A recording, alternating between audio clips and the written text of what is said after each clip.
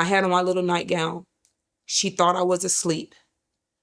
She put the pornography on the TV. And I could tell that she was getting excited by what she was watching on the TV. And in my heart, I really wanted to say, turn it off. I'm trying to sleep. Yeah. And I was asleep before she put that on. But I was so afraid of her that I didn't even think to tell her to turn it off. I'm acting as if I'm asleep and really trying to go back to sleep. And she lifts up my nightgown. She takes her 2 fingers. She put them inside my underwear and she rubs them back and forth across my clitoris. I was afraid of her because I was afraid every night I went to bed after that it was going to happen again. Yeah. I went to school that next day and I went into the bathroom and I just cried. Sat on the stall and I just cried. But I wanted that sensation again. As a little girl, I wanted that sensation again. But I knew I didn't want it from her.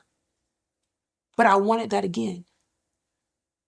I was in 1st or 2nd grade when this happened. And I remember because I was still at the same school and I still remember the colors of the bathroom stall that I cried in. And so what I started doing was, when she wasn't at home and she would be out on her dates, I would start watching the pornography. And at first I started watching the pornography. This is me as a kid who's not even supposed to know anything about this stuff. And I started watching it because I wanted to keep watching it. I was just so mesmerized by it. And finally, I hadn't had sex until that point until I reached 13. I couldn't hold it any longer. The pornography sustained me. I think I watched pornography for years and I had to have. She never knew. And one thing I did know was that the collection of pornography that she had, because it was in this black bag and I was not supposed to touch it. You tell a kid not to touch it, they're going to touch it. Yeah. But I noticed over the years, the bag kept getting bigger and bigger and bigger. I remember I always would pretend as if I was preaching the gospel.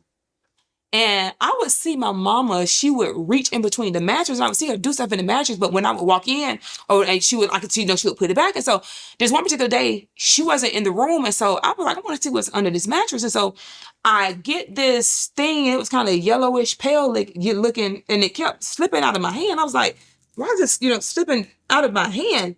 But it looked like, to me, I thought it could be used for a microphone. Huh. And so I picked it up.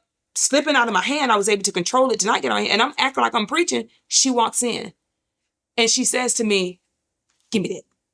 Give me that. Put that back. So I gave it to her. So as a kid, I'm practicing as if I'm preaching the gospel with a dildo.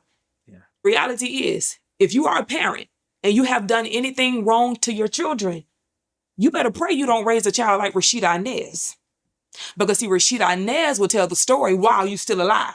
I'm not waiting until you're dead to tell the story, to spare your feelings or your reputation because you should have never done it.